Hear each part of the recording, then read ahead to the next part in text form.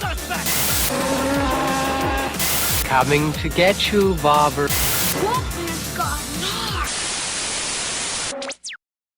Hi guys, my name's Barry and welcome back to the channel. Now I promised I was going to do a follow-up video to the video that I've done about Michael Myers or the Boogeyman can die. You can kill the Boogeyman.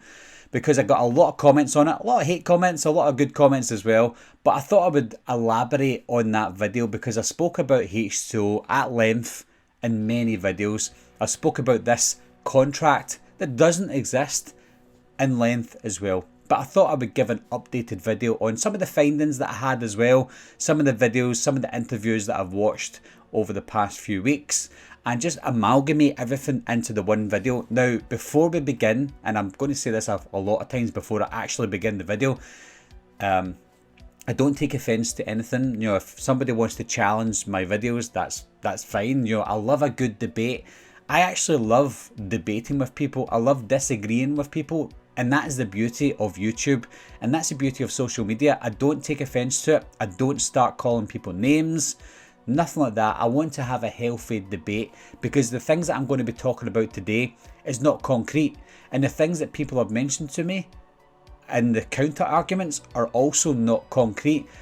And again, before we begin, the only concrete way to find out this argument, and I'll talk about this later on in the video, is if I see a contract that was signed by Mustafa Akkad before 1998, before Halloween H20, then we put it all to rest. We're not going to see that, so there's always going to be that debate there. I could be wrong, you could be wrong, we could all be wrong, we could all be right, I don't know. So that is the beauty of what we're going to discuss today. There's nobody is right. All I'm going to do is present some findings that I have, some opinions that I have as well, of course, and I'm sure you're going to do the same. You're going to link me to videos to counter argue that, and that's fine. I don't mind being wrong, I don't mind being right either. I'm not arrogant about it, because I know that some people have mentioned to me that I'm being arrogant about the way that I'm presenting this information.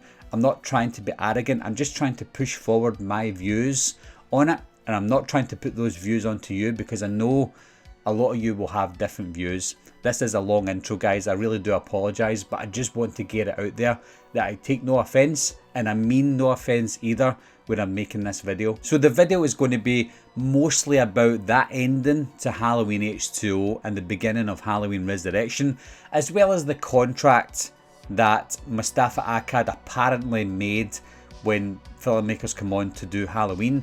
And the contract is apparently you can't kill Michael Myers in the movie that you're making. So it means that anyone who makes a Halloween movie, Rob Zombie, David Gordon Green, Rick Rosenthal, Steve Miner, anyone who makes a Halloween movie, the contract states apparently that no matter what you do not kill Michael Myers in your movie because he's not allowed to die. That's the contract apparently. I personally believe that that contract doesn't exist.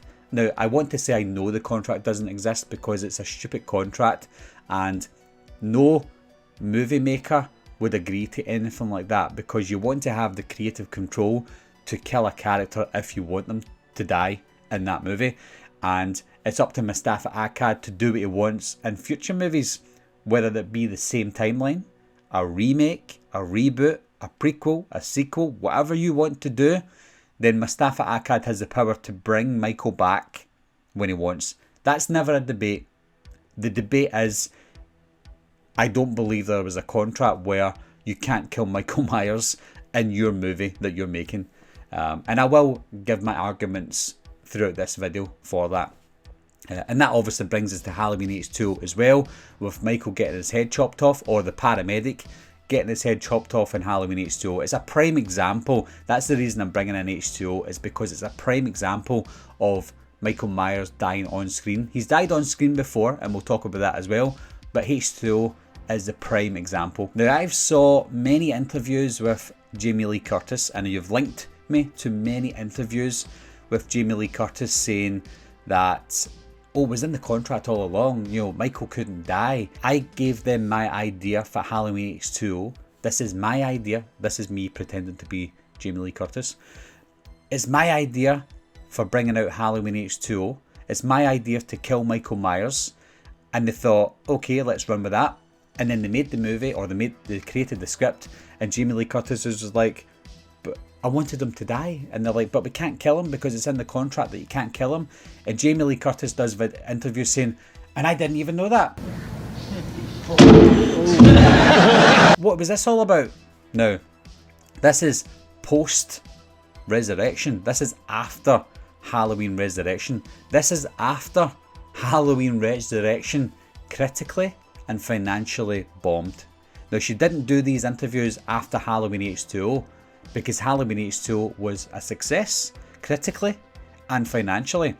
So she had no reason to try and defend herself because she already done a good job with Halloween H20. She done a good job because it was a good movie and they killed Michael Myers, and that was it.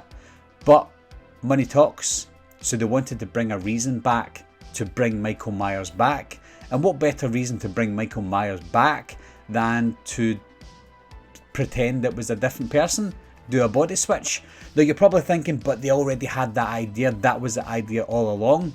I don't believe it was, and I have some evidence that would suggest that they didn't have that idea, and I'm sure you have some evidence to suggest that they did have that idea. Now there are rumours that, and it's in the documentary Blood is Thicker Than Water. Now I'm giving counter arguments against myself in this video as well. That's how fair I'm trying to be. Now, one of the counter arguments is they mentioned in that documentary that they filmed a scene with Michael in a paramedic's outfit walking past, so that if they did do a sequel, they didn't have to over explain anything. And that's a good idea. You know, that pleases Mustafa Akkad. That makes the contract less relevant because you don't need a contract where you can't kill Michael. All you need to do is give them an out if they ever want to do a sequel. Now the sequel, called Halloween Resurrection, didn't exist at this point. The script for Resurrection didn't exist. So they didn't know how they were going to bring Michael back if they decided to even bring Michael Myers back, and that's what I want to explain as well. When people do interviews and they say, well, all along that we were going to bring Michael back, these interviews are planned. These interviews are scripted. So take it with a pinch of salt. Now, I'm not saying Jamie Lee Curtis is lying, because that would be unfair to say. I would say she's acting. She's acting in these interviews. She's given lines to say. She's given answers that's already written for her. Now, she will do interviews and give her own opinions on things, but she's also contracted as well to be hush hush. So even if she makes a movie and she doesn't like it, in the future, she still can't bash the movie fully. She can bash the movie for what it is, but contractually, there's certain things she's not allowed to say. And not just Jamie Lee Curtis, all actors in all different movies. So Halloween Resurrection and her opinion on Resurrection, or other people who were involved in Resurrection or Halloween H20, there's things that they can and can't say after the movie's made. And that's the same with any movie. So H20 and Resurrection are no different. So when someone says in a documentary, that was the plan all along, was it really? Maybe not. Now, the contract of Michael Myers cannot die. Now, Michael Myers, I don't know if you remember this, guys, but Michael Myers physically died on screen in Halloween 2 from 1981. He died. He burned to death. You seen the body, and that was it. That was the end of Michael Myers. And it was so the end of Michael Myers that he didn't even feature in the next movie, Halloween 3 Season of the Witch. That shows you how dead Michael Myers was. No contract existed. Mustafa Akkad produced the movie. It was his film. He presented it, but he died, and that was it. Halloween 3 wasn't a success. So Mustafa Akkad and co decided, do you know what, let's write Michael Myers back in, because that's how easy it is. You don't have to have a contract that states Michael can't die. You can just kill him and bring him back whenever you want. And they decided, let's bring him back for Halloween 4. Now, Michael Myers again died in Rob Zombie's Halloween 2. Definitely. Because again, there is no contract. But if they wanted to make a Rob Zombie's Halloween 3 or reboot it, they can do that without the need for a contract. And that's exactly what they've done. Rob Zombie's Halloween 2, Michael died. 9 years later, Halloween 2018, Michael's back again in a different timeline. It's that easy. Now, moving on to Halloween H2O. Michael got his head chopped off. Michael died. But again, we've got Halloween Resurrection. There's no need for a contract. You can just write it in the script. Then Michael comes back. It's as simple as that. So that's why the contract itself didn't exist. Now, there is no evidence to suggest there was a contract. Now, I know that Jamie Lee Curtis did mention in many interviews there was a contract, but that was said after Halloween Resurrection, because Halloween Resurrection financially and critically bombed. So she had to give herself an out. She had to give a reason for having to be part of that contract. She wasn't part of it. She just decided to do it. She agreed to the contract because of the money that she got for Halloween Resurrection. She even put herself into the script. Now, there was 4 versions of the Halloween Resurrection script, and that's what I want to get into as well, because the script that we got finally with the paramedic switch wasn't in the script to begin with, and that shows as well that Halloween H2O was the final movie at that time, before they found out there was going to be a success. So I believe there was a total of 3 rewrites for Halloween Homecoming, not Halloween Resurrection. Now, before the dawn of the internet, I didn't have the internet when Halloween H2O came out, unfortunately, so I couldn't follow the production for that. But I did, every day, follow the production for Halloween Resurrection. And most of you will know it was called Halloween Homecoming to begin with. And Michael Myers wasn't even involved in this script to begin with. And you're probably thinking, what? Nope, he wasn't involved in this at all. And I think his name was Larry Brand, who is the screenwriter for Halloween Resurrection. He wrote a script with Michael not being in there, and Miramax wanted that to be the case, but Trancas International thought, and Mustafa Akkad thought, no, we can't do that. Look what happened with Season of the Witch. We need to have Michael Myers in there, so they had to rewrite it with Michael Myers in mind. They were going to bring Michael back in one of the scripts where they weren't even going to explain him coming back after H2O, and there was another script where they were going to say, okay, let's do a body switch, but with a police officer, not with a paramedic. And that leans me towards the evidence that this paramedic scene that we did see didn't exist until Resurrection. And you're probably thinking, well, how are they going to go back and film it in California just for that one scene? It can be done. They can do it on a studio set, or they can just say, yeah, we filmed that. But we never saw that footage until after Resurrection. Why didn't we see that footage during or after H2O in a deleted scene or an alternate scene, an alternate ending? We didn't get any of that until after Halloween Resurrection. So I'm quite skeptical on that scene itself. If you want to, guys, you can read the script online. The script is still available for that draft where it's a police officer that they do a body switch with. Now, if they already had the paramedic in mind and they'd done a scene in H2O so that if they do decide to do the switch, why would they write it was a cop? Why don't they just do the paramedic? Because the information's already there and the scene is already there. Why didn't they just do a paramedic in the first draft? Who knows? Maybe it's because the paramedic idea was never there before H2O filmed. I believe there were just so many rewrites because they backed themselves into that corner. H2O was a movie that they had in mind that was going to be the final movie, and they backed themselves into a corner so much that they had so many rewrites to Resurrection that H2O seemed obviously the last movie in the franchise. Now, you can look at the last 10 minutes and think, that's a paramedic, that's a cop or whoever. But it's obviously not. It's Chris Durand as Michael Myers. As much as you want to believe it's not, as Michael Myers, the intention was that's Michael Myers in that suit. No paramedic could do what Michael done in the last 10 minutes of the movie. It was definitely Michael Myers in that last 10 minutes of H2O. Now let's go back to Blood is Thicker Than Water. Now I already told you about scenes in that documentary that debunk my ideas, because again I'm trying to see it from both points of view. Now there are some things in this documentary that help me, and Robert Zappa said that Halloween 7 was already coming before Jamie Lee Curtis pretended she had the idea for Halloween 7. Now they already wrote Halloween 7 at this all-girls school, and they were going to do a copycat killer or a killer, Michael Myers coming back. They're trying to make a Halloween movie, but they had the idea that it may go straight to DVD or video or whatever. And they were ready to do it. They were trying to get Jamie Lee Curtis back. They were trying to get John Carpenter back. It was the 20th anniversary. It was their idea, not Jamie Lee Curtis's idea. Now, Jamie Lee Curtis done many interviews to say that she had the idea to bring Halloween back. 20 years later, she was thinking it's 1998. Let's do another Halloween movie.